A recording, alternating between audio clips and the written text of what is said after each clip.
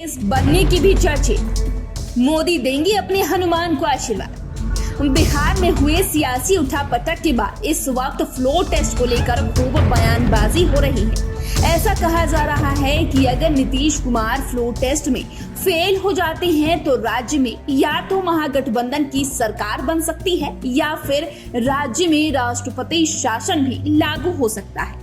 इन सब को देखकर बिहार में जल्द ही विधानसभा चुनाव होने की अटकलें लगाई जा रही है। शायद यही वजह है कि चिराग पासवान पूरी तरह से एक्शन मोड में आ गए हैं। वहीं जिस तरह से उनकी पार्टी की तरफ से उन्हें बार बार भावी सीएम बताया जा रहा है, उससे ऐसा लग रहा है कि चिराग पासवान सिर्फ लोकसभा चुनाव की ही नहीं बल्कि विधानसभा चुनाव की तैयारियों में भी जुट चुके हैं।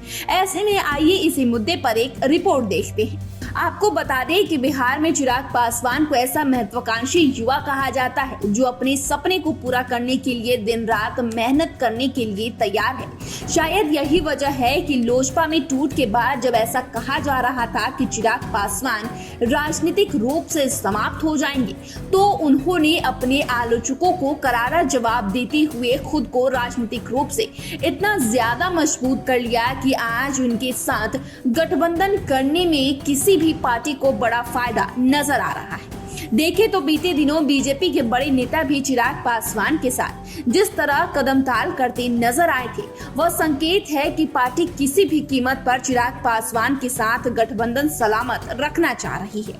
वैसे बीजेपी के साथ गठबंधन करने के बावजूद भी पार्टी के सांसद वीणा देवी और अन्य नेता चिराग पासवान को भावी सीएम बता रहे हैं। उनका कहना है कि लोग चिराग पासवान को भावी सीएम के रूप में देख रहे हैं। उन्होंने यह भी कहा था कि चिराग पासवान के सीएम बनने पर ही बिहार का विकास हो सकता है। देखें तो हाजीपुर के मुद्दे पर कोई फैसला नहीं होने और नीतीश कुमार के गठबंधन में आने से चिराग पासवान को एनडीए में कंफर्टेबल नहीं बताया जा रहा है। खैर, वे आगे क्या करेंगे ये तो समय बताएगा, पर चिराग पासवान ने जिस तरह से लोकसभा चुनाव को लेकर अपने प्रभारियों का लिस्ट जारी की है, उससे ऐसे संकेत मिल रहे हैं कि वे डबल तैयारी में हैं। दरअसल लोकसभा चुनाव की तैयारियों में जुटी लोजपा रामविलास ने 11 सीटों पर पार्टी के प्रभारी नियुक्त किए हैं। चिराग पासवान के निर्देश पर जिन 11 लोकसभा सीटों पर पार्टी प्रभारी नियुक्त किए हैं, उसमें से 6 सीटों पर 2019 में एलजेपी ने जीत दर्ज की थी। वहीं बेगूसराय सीट बीजेपी के खाते में गई थी। बाकी की 4 सीटें सीतामढ़ी, वाल्मीकि नगर, गोपालगंज और जहानाबाद अभी जेडीयू के पास है। वहीं लोजपा रामविलास ने स्पष्ट रूप से संकेत दिया है कि वह नीतीश कुमार की जेडीयू के एनडीए में आने के बाद सीटों को लेकर किसी भी तरह का समझौता नहीं करेगी। देखें तो चिराग पासवान ने 11 लोकसभा सीटों पर अपनी पार्टी लोजपा रामविलास के प्रभारी बनाकर सीट बंटवारे में बीजेपी और जेडीयू पर दबाव बढ़ा दिया है।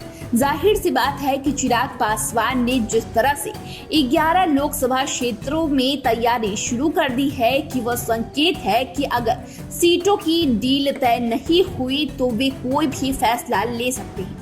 जाहिर सी बात है कि इन क्षेत्रों में चुनाव की तैयारियों का लाभ विधानसभा चुनाव में भी मिल सकता है। वैसे कहा तो यह भी जा रहा है कि चिराग पासवान इन 11 क्षेत्रों के विधानसभा चुनाव को लेकर भी समीकरण बना रहे हैं, क्योंकि राज्य में कभी भी चुनाव हो सकते हैं।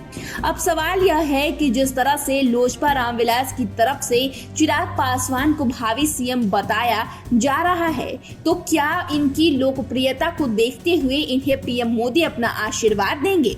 वहीं अगर चिराग पासवान एनडीए का सीएम फेस बनते हैं तो नीतीश कुमार और बीजेपी के नेताओं का क्या होगा?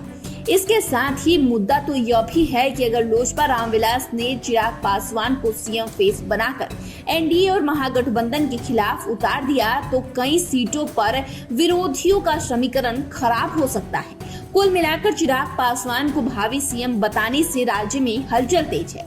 अब देखना यह है कि बिहार में आगे क्या होता है।